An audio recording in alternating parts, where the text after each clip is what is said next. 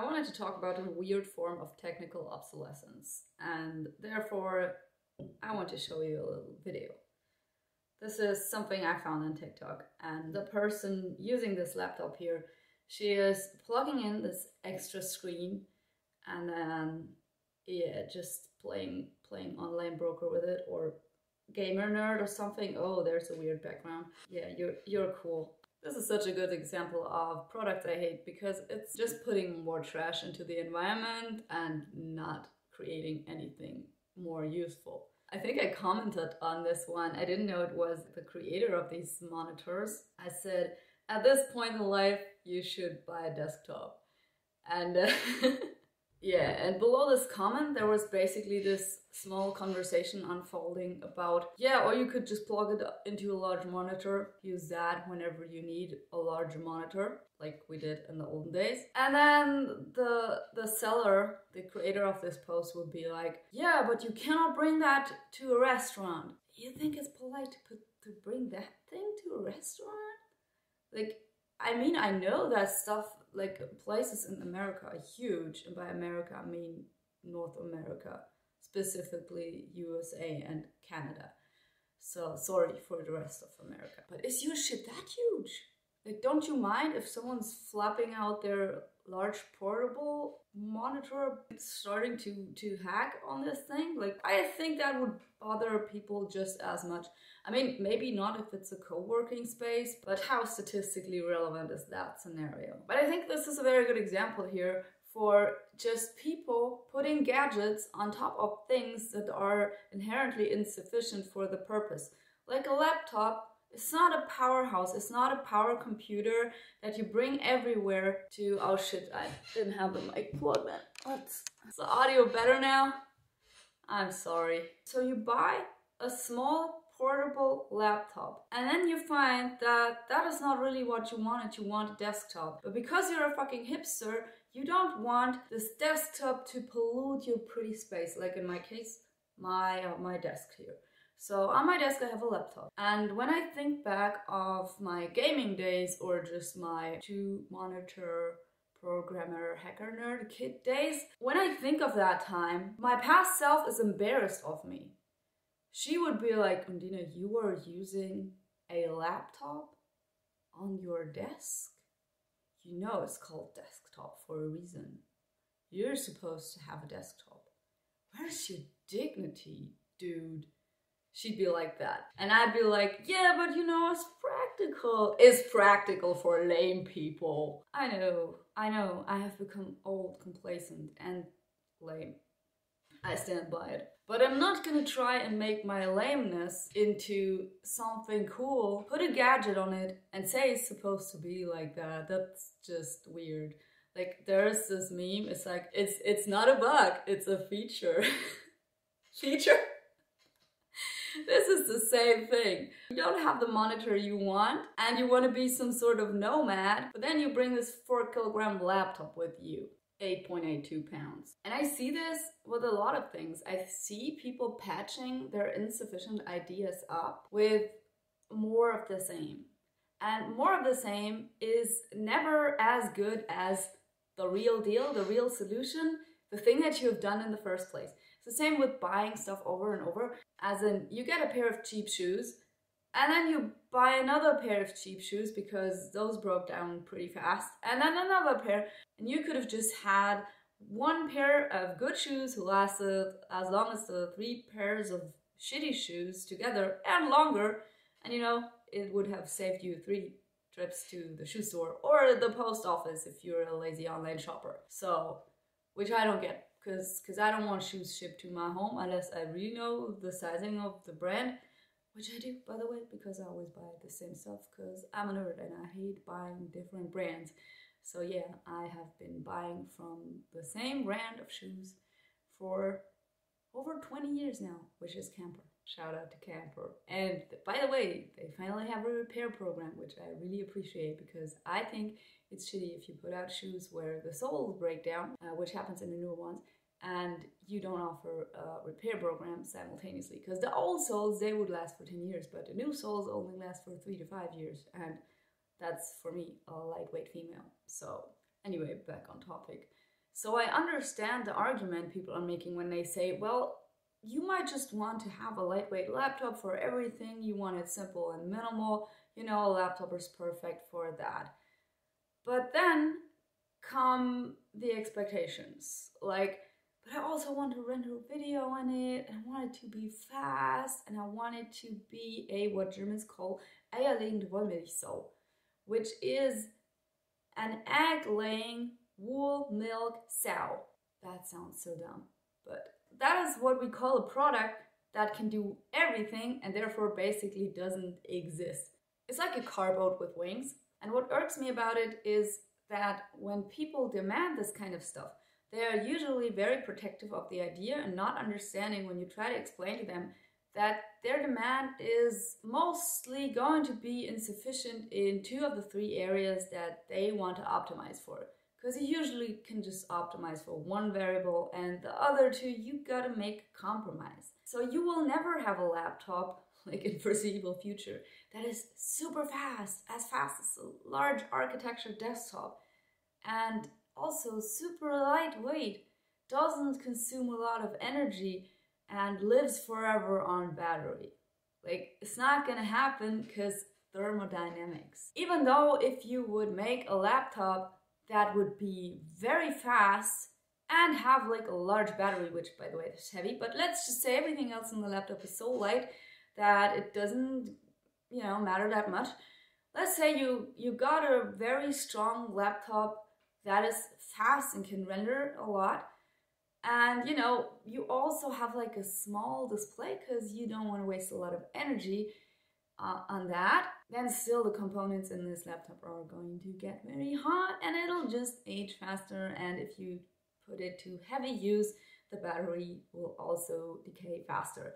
So there's always some sort of compromise. And yes, of course, there are better laptops than other, which also cost more, which is a whole other thing that we didn't take into account, because why? Money doesn't matter. It also matters. So if you are on a budget, you are even more restricted.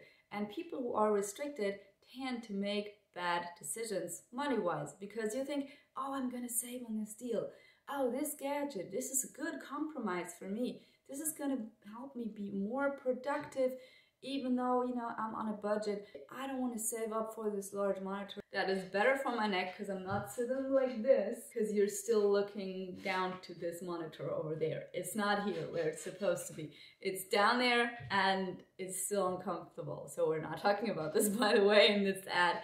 And so people lie to themselves saying, well, this is a compromise that I'm willing to make because I don't have the money right now and I don't want to spend it on a large display. But I am saying that's exactly what the makers of these gadgets want. They want you poor and they want you unable to make good financial decisions. Because the best financial decision would be to say, oh, fuck that, I don't really need a monitor, it's a minor discomfort, and once I have a monitor, yes, it'll make a small improvement in my life, but also I will always have to look at this empty rectangular black surface on my desk. It doesn't look pretty, I haven't had a TV for that reason for a while, and because it fries your brain, but I just hate looking at this empty black rectangular hole in my room. No, I want to see trees, I want to look outside the window and see nature, and I want to, the darkest part in my room is this closet, and my shirt, obviously, and my soul. But this whole monitor in the room thing, it was always a thing of the 90s for me, where everyone had a Fernsehzimmer, a TV room, or a living/TV room, where you would have a couch in front of a TV, and all your social life would go to die there.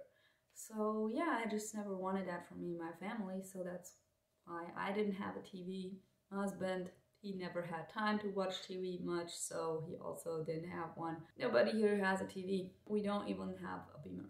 So we watch movies on a tiny 13.3-inch monitor, and we just put it on this